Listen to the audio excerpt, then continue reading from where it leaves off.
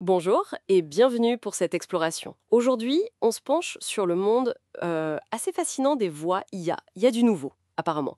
Une technologie open source qui vient un peu bousculer les choses. Oui, tout à fait. On parle de Resemble Chatterbox, une solution qui vient de Resemble AI et qui se positionne face à des acteurs comme Eleven Labs. Et la grosse nouvelle, c'est que c'est open source, sous licence MIT, c'est bien ça? Exactement.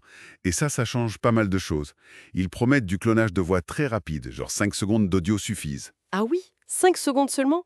C'est c'est très peu. Oui, c'est ce qu'ils appellent le zero shot. Et aussi un contrôle des émotions, du temps réel, et même des aspects éthiques comme un watermarking neuronal, PERT. D'accord.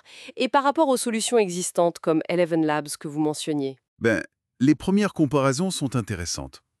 Sur la qualité perçue, le fameux MOS, Chatterbox obtiendrait 4.21 sur 5. Hmm, Eleven Labs V3 est à 4.05. Donc, un léger avantage pour Chatterbox. c'est serré quand même. Oui. Mais là où ça devient plus net, c'est sur le taux d'erreur d'ETI. 1,8% pour Chatterbox contre 2,3%. Donc moins d'erreurs sur les mots prononcés. Plus propre, en quelque sorte. Voilà. Et surtout la précision des émotions.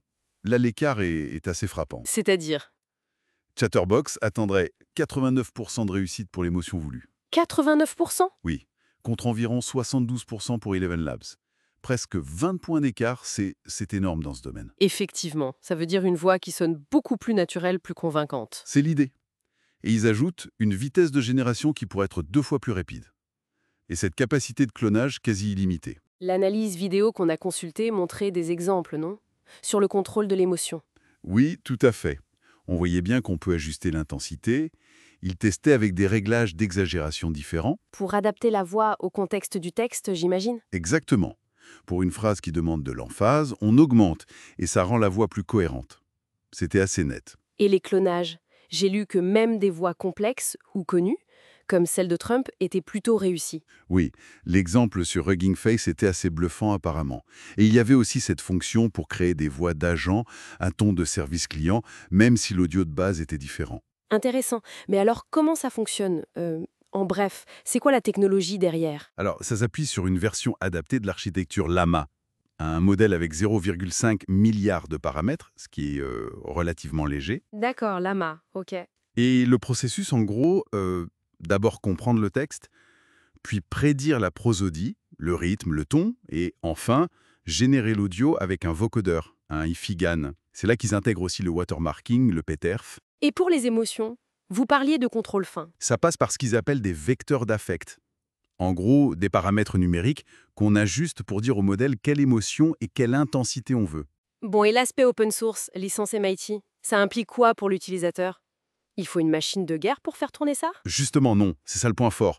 Ça demande environ 6,5 Go de VRAM pour le TTS, 8,1 Go pour le clonage. Ah oui, donc ça passe sur pas mal de cartes graphiques qu'on a à la maison, quoi. Voilà. C'est accessible au grand public, ou du moins aux développeurs et créateurs un peu équipés. Et l'installation via PipInstall. Pour ceux qui connaissent Python, c'est simple, oui. Exactement. Ça démocratise vraiment l'accès à cette technologie. Mais qui dit accessibilité dit aussi potentiels abus, non? Mhm. Le clonage de voix, c'est sensible. Oui, c'est la question clé. Resemble AI semble avoir intégré ça. Le watermarking PERF est conçu pour être robuste, pour résister aux manipulations. Mhm. Et il parle aussi de vérifier le consentement pour le clonage, de filtrer certains contenus. C'est bien que l'éthique soit pensée dès le départ. Ok, des inconvénients quand même pour le moment.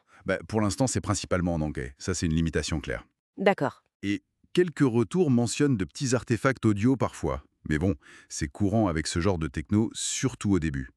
Ça s'améliore souvent vite. Et pour la suite, hein, ils ont annoncé des choses. Oui, une feuille de route assez ambitieuse, support pour plus de 50 langues à terme, Ah, intéressant. alignement des visèmes aussi pour la synchro labiale en vidéo, et une version mobile plus légère. Ça ouvre pas mal de perspectives. Clairement.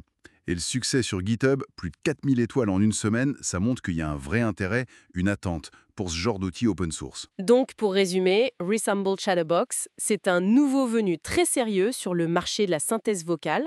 Absolument.